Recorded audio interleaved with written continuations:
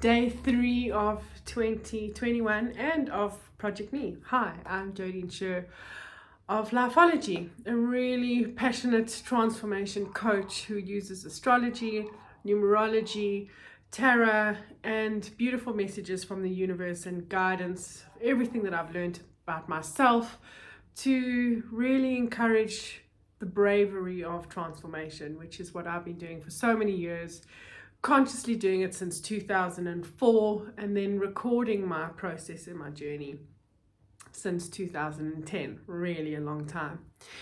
So part of Project Me this year is because I understand how deeply important it is to be conscious in a 5 universal year, when you take 2021 and you add all those numbers together. I was also just thinking about the number 21, which is interesting. Definitely going to do a post about that because there's such significance just in the number 21 when it comes to card games. Tarot, 21 being the age of responsibility that we know about. Look at how we celebrate it as a birthday. So I'm just going to dig into that a little bit once I've done some of that work. But for Project Me today, I had a beautiful conversation with a dear friend of mine. And in that conversation, it was this chat about these plans and these goals that so many people usually do at the start of the year, getting diaries out and ready and having this entire long vision for the whole of a year, and people setting resolutions and all those different aspects that we've been doing for so long.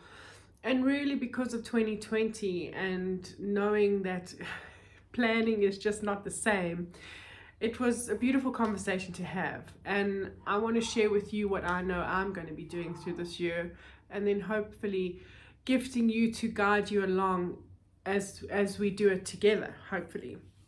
So the reason why there's so much energetic shift and why the planning is just not the same thing that it used to be, and goals and long-term knowing has really shifted, is because there's lots of planetary shifts that are happening. I'm going to continue to talk about them because they're really going to be important for a long time to come. But the biggest shift that's happened, and I know if you follow me, you've heard this so many times, but I'm going to keep on repeating it because it's so important, is this Jupiter and Saturn shift out of Taurus and into Aquarius. And the reason why it's so big is because it's moving a 200-year cycle. Although the planets only stay for 20 years, they move for 200 years in the same element. So they've been moving for 200 years in the element of Earth, and now they are moving for the next 200 years in the element of air. And the difference is that when you think about Earth in this aspect of creating your visions and understanding your goals and planning, you'd think about a train track and a kid placing the tracks exactly where it needs to go, and then the train moving in that same direction, which is very, very predictable.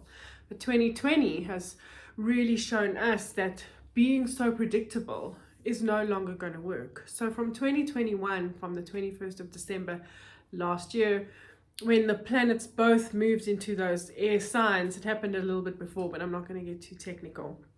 It is now a 200-year cycle of air signs.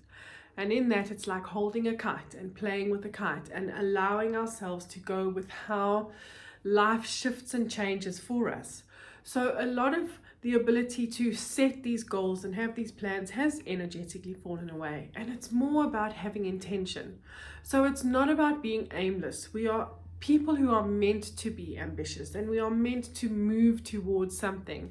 But it's more about moving towards something with the shift in energy and consciousness that life is going to take us in a certain direction. And because of that, a big part of my Project Me for myself is to work with the moon cycles, from one moon cycle to the next, and go through the cycle from new moon, which is a 28-day cycle of planning certain things that I want to do and that I want to achieve and that I want to create, and then consciously working through that cycle to get back to a new opportunity in 28 days time and do it all over again. And in that way, it's just a different type of having visions for ourselves, but it's working in energetic shifts instead of starting at the beginning of the year and having these big resolutions. So that is my plan. I would love for you to come along with the journey, and it's really important for me to let you know that on all these main points, which is new moon, first quarter, full moon, last quarter, and the balsamic phase of the moon, which is 72 hours before the next new moon. For the entire year, I'm going to be sharing my process with you so that hopefully you catch onto it and you start to see what it's like to move through this energy of air and this element of air, and not have these big, chunky, long visions and goals for yourself, but to have these beautiful intentions and have this time frame. And what's so different is that it's not you saying to the universe, by this date I want this. And it was that played so much into this old dimensional energy of how we created and manifested. And then it would have one person who has a lot of followers or one celebrity have a story, and then we all had this expectation that the universe gives us what we want at exactly that date. That is not how it works. So what's really important is for me to show you and to guide myself and show myself that this moving from one moon cycle to the next moon cycle is giving us the opportunity to align with working with the universe and the energy of ourselves and everything that's moving around us. So what I'm going to do to make it easier for you is in the description of this post, I am going to pop in the sites that I use. And what you can then do is add into your diary the most important dates, which is your new moon, your first quarter, your full moon, your last quarter. It's not going to have the balsamic phase of the moon. You're going to have to fill that in. And all you need to do is work 72 hours backwards from when the full moon is. And if you really want to get into the detail of it, you can put the astrological sign that each one of the moon phases will be in. And you can also put the exact time. The moon moves really, really fast. So if you want to really work with the strongest points of energy of the moon, then put the exact time into your diary. A perfect example is to then create your new moon list at the time of new moon or as close to it as possible.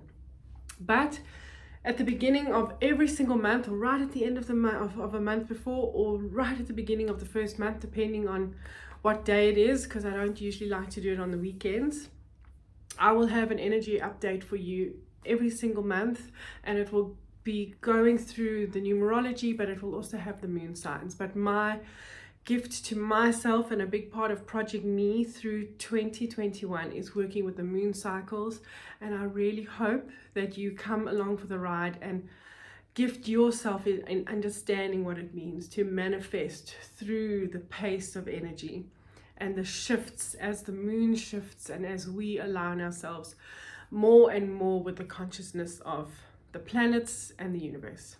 I'll chat to you tomorrow.